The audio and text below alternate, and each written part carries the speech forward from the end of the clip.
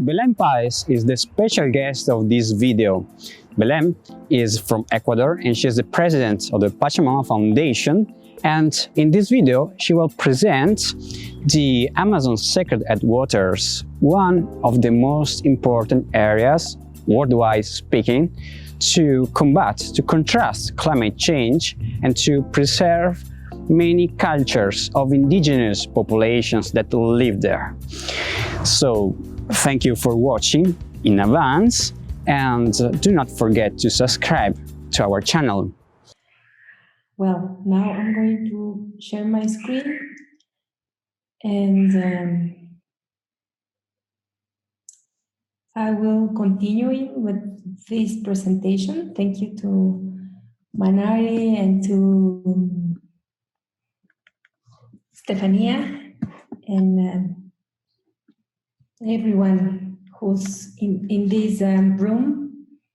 I'm really glad that all the students are listening carefully to this presentation from the voice from the forest, from what Manari just said, which is really profound and really new in terms of what is the thinking, this wild thinking from indigenous peoples, and how this thinking is interacting with all these challenges that are coming from the global systemic changes and challenges that we are or all are facing. So what I would like to do in the next minutes is to present you the initiative of the Amazon Sacred Headwaters. And for me, it's very important to mention that we definitely need to present really like large scale ideas in terms of protection of the Amazon rainforest.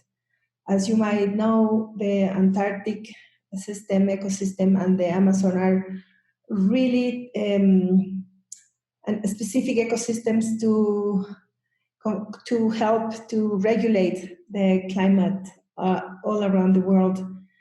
So this is why we came out with this initiative of the Amazon Sacred Headwaters. This is also a call from indigenous peoples in the Amazon, from Ecuador and Peru. And we are listening carefully of what they have been said to us the last 25 years. So my name is, as Maximo said, Belém Paez. I'm running Fundación Pachamama in Ecuador, and I have been working in the Amazon among the last 25 years. So this came based on the experience of all the work that we did on human rights, indigenous rights, territorial rights, climate change and forest analysis and projects during the last decades. In the last 3 years, we have seen that the combination of efforts from indigenous peoples, NGOs, academic sector, youth, is taking this strength to support the initiative of the Sacred Headwaters. So if you have feel in your own lives, you can see this context around the world, what is going on, what is happening, what is our main worry in this moment in our lives. Are we really listening on the signals of this huge and massive biodiversity collapse? Are we listening and learning from what is going on around climate change? And we are students, as professionals, as humans, are really able to see what's going on with the recession, with the health pandemic problems we just got with COVID. Are we really listening to what is going on around everywhere and what we are doing to confront this? So this is a moment of challenges, but also the opportunities are incredible, because maybe this is the time for civilization where when we can challenge ourselves to see what can be possible. So it's the time to work together, it's the time to think in a large scale, but also it's a time of personal transformation and think carefully of what we really want in the future and how we can awake from all this massive information we got every day. So this is a beautiful presentation draw on the sacred headwaters from the Amazon, Territories of Life. This is show us the magnitude, the vast extension of the Amazon flows and rivers. The Amazon sacred headwaters are like in Peru now and Ecuador, and this is the area that we have been closely working in the last years, and this is the area that we would like to protect among the next 25 years. And the extension of this area is about 35 million hectares, which is a binational region between Peru and Ecuador. Most of the biodiverse place on Earth and well-preserved forests, native forests and pristine forests are in this area. And also you can see all these rivers, these veins. As you see here, we call this the heart of everywhere, the heart of the world. We know the Amazon sometimes that is represented by the lungs of the earth, but really what the Amazon represents in these moments to the entire planet is the heart, is the vital organ for the regulation of the waters around the world, and also for the balance of the climate. The Sacred Headwaters now is the main actors from this initiative are indigenous federations, the CONFENIAE, which is the larger indigenous organization of the Amazon of Ecuador, as well in Peru, IDESEP, representing the majority of indigenous peoples in Peru, COICA, who's like the large organization in the Amazon representing the 9 countries of the indigenous peoples in the Amazon basin, and also some of the other peoples and nations that belongs to organizations in Peru, FENAP, Achuar, Orpio, the One Piece people, and some NGOs supporting this initiative since the beginning, as Fundación Pachamama, Amazon Watch, Pachamama Alliance, and Stand Earth from Canada. There are many other supporters that are joining us during the last year as universities and other NGOs, so we will see change these logos in the next years for many, many others as the University of Padua also coming a member and partner and supporter of this initiative.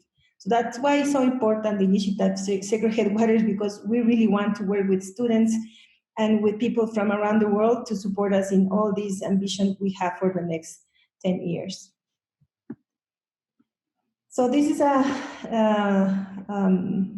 quote from someone from IDESEP and CONFENIAE that mentions that the indigenous peoples from Peru and Ecuador still live in ancestral territories, and they want to dignify life and ensure the well-being on the planet. So this is not about conservation and climate regulation, this is about life and ensuring life for all of humans and non-human beings on the planet. There will be no life in our communities if our territory are not secure. So the Amazon Sacred Headwaters vision is a binational protected region of off-limits to industrial scale resource extraction, governed by indigenous peoples and based on principles of the well-being and harmony. This is the new metrics that we would like to really push into the next years on a large conversation. We are not trying not to use the word development, growth, progress. We really are using this well-being and harmony and flourishing of communities and life everywhere. And this is part of what we really want to move forward. Our theory of change, how we want to move forward this initiative, is backing indigenous peoples, collective rights and stewardships of the biodiversity ancestral lands delivers the greatest level of protection for the Amazon rainforest. And hear raining start, so I hope you can hear. So in order to make decisions, in order to do planning, in order to see what is the best for everyone in this initiative in the next period, decade, we really need to see what is the governance structure and how different audiences are participating in this proposal, in this initiative. So we have, as you see, a governing council, which is composed by the indigenous federations, NGOs, and a secretariat who's like administrating the financial sponsor of the initiative. And we work on different levels of research and analysis and publication. So we have a legal and public policies group. We have a national and international advocacy group. So we are not working just regional in Ecuador and Peru. We are getting into the world with international advocacy campaigns. We work with the communications working group to have a really large supporters in Peru and Ecuador for the initiative, but also to get a larger participation of youth and other sectors from the world to support the initiative. We really need to see where the funding comes to the initiative. We have been on the year number 3 of the defining the structure of the Sacred Headwaters initiative, but starting 2021, we are going to a phase of implementation, so this structure will change. So we have economic alternatives and financial mechanisms, bioregional planning, which is the most interesting part of the work that we are doing this in 2020. I'll tell you more later. And we have Maximo, for example, is part of these Wisdom Sacred Headwaters Global Commissioners, who is people around the world who are big thinkers, and they are doing the correct and right work and analysis and data research to contribute with all the big thinking we need to put in place into the local region of the Amazon. We also have the call from the wisdom keepers, so the spiritual leaders from the Amazon are telling us which are this large vision that we need to take care for the initiative. So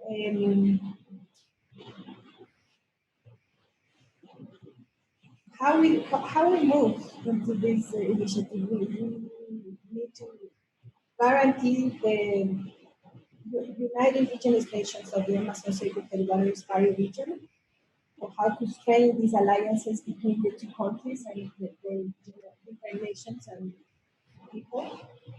We need to envision a focused strategic frameworks, solutions, pathways, and scenarios for a just transition. So as I said before, this is not a conservation initiative in the Amazon, but we are really thinking in a larger scale for a just transition to a post-extractive and regenerate economy.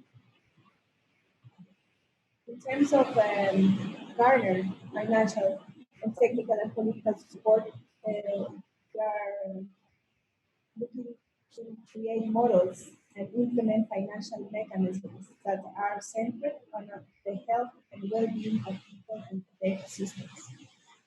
And we want to elevate the visibility of the region as a global priority for biodiversity conservation and for indigenous-led climate solutions. And about intervention, we intervene to stop a new and imminent oil drilling and mining in the region through regional and global campaigns, legal actions, litigation over the courts at national level, but also at the international level. Some of the milestones and results that we have made over the last 2 years. So we definitely have been working now with 35 different peoples and nations among Ecuador and Peru, and they have been having different binational meetings to agree on the permanent protection of the Amazon region. Indigenous peoples are articulating their vision for the future. This is a really cool part of the work that we do. They are not like fighting separate, but now they are becoming a whole like network of indigenous and defenders from the forest. And indigenous voices are amplified and their priorities lifted up. And the Amazon indigenous people's rights are positioned. And there are much more awareness, understanding of collective rights into the public policies implementation in Ecuador and Peru. Even that there is a lot of violations of rights, there's also awareness among different ministries and other sectors.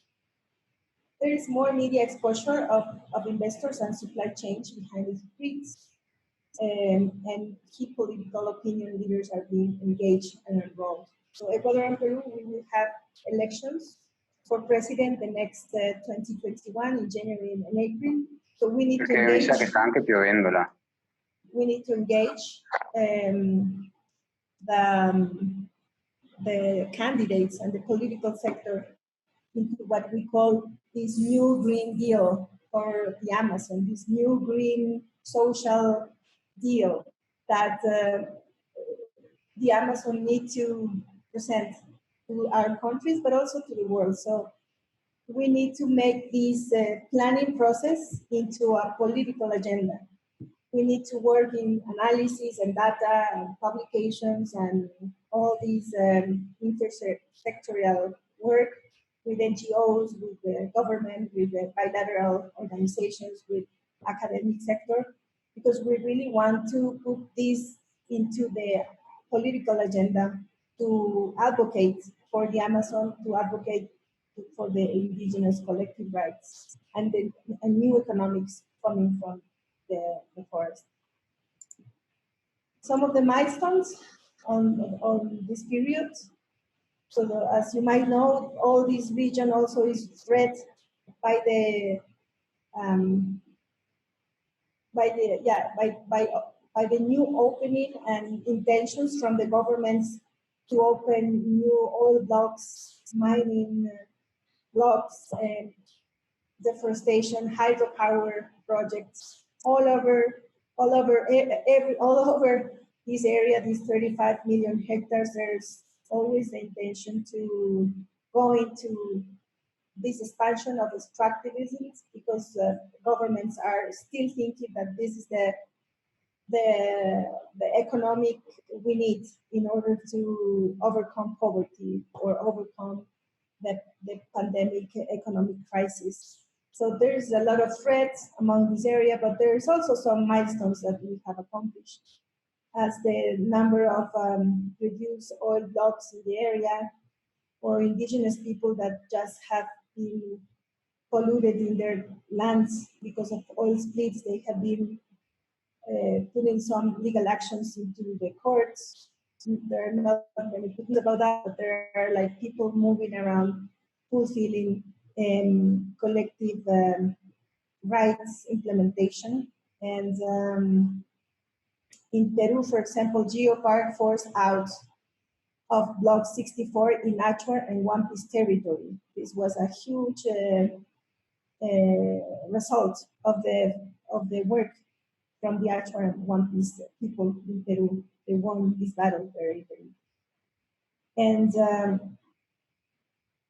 what are the current priorities we see in this moment? So definitely we need to stop new and imminent oil drilling and mineral mining in the region.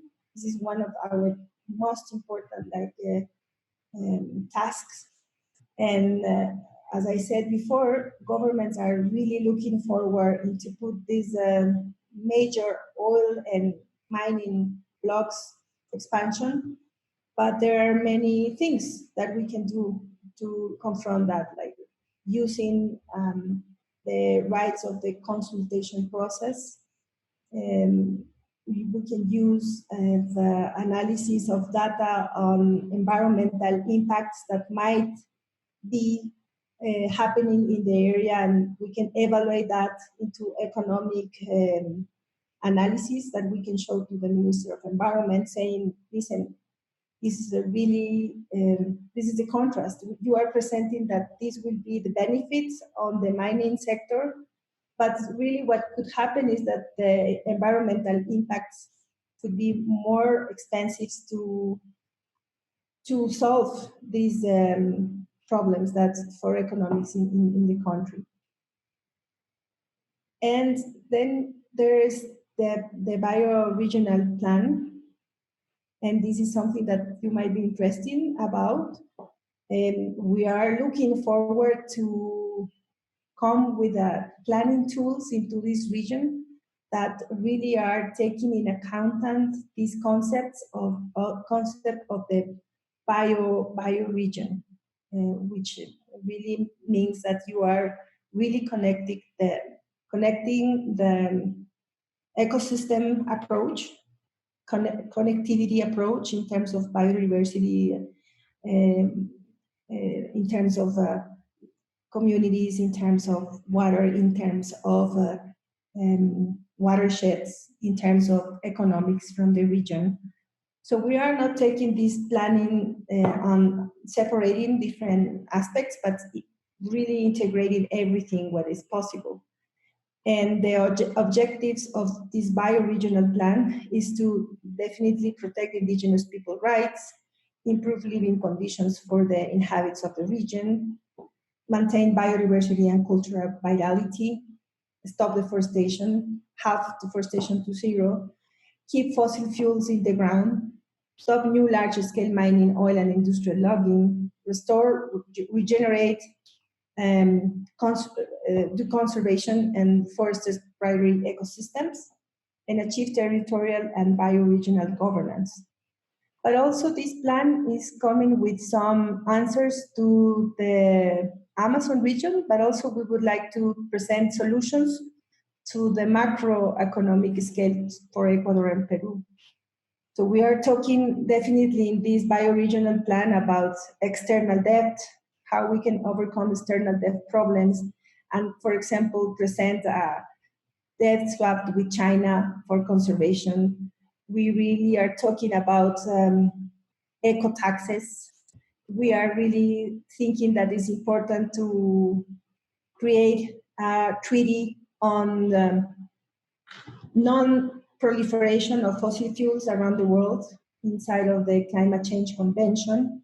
In the article, in the Paris Agreement, the Article 6 says that there will be a moment where we can really stop fossil fuels extractions in really high biodiverse places on the world. So we really need to bring these ideas into the Climate Change Convention, move this into a treaty, and this is part of what we want to also accomplish in the next years.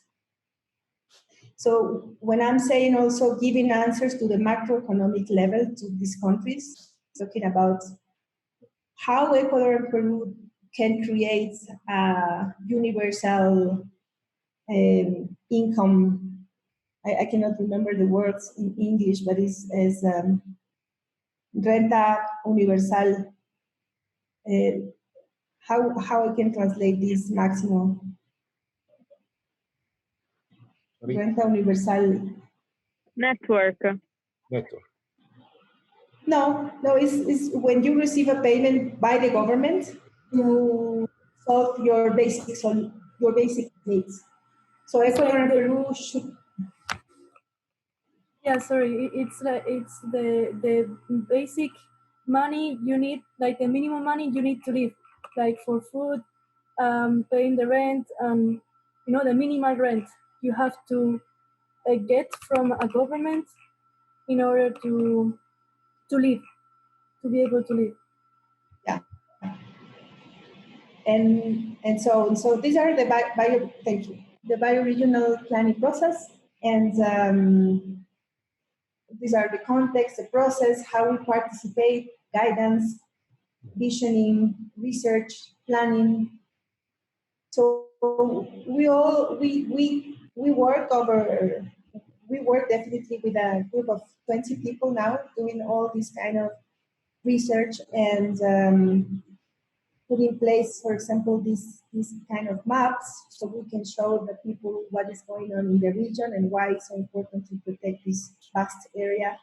This is a deforestation map that you can see on these 35 million hectares. These are the latest data that we have from the Ministry of Environment and FAO. And these are the extractive industries projects in the same area, oil blocks and mining blocks, which are also overlapping indigenous territories. So these mining projects, these oil projects are not somewhere else, are overlapping indigenous territories. So the bioregional plan wants to improve living conditions, unrestricted defense of the rights, eliminate deforestation, as I said, and we really want to prove over the next years that nature can live in harmony with the development of the region. We are proposing the transition into a new economic, social, ecological model that will not be destroying life, that will be proposing create a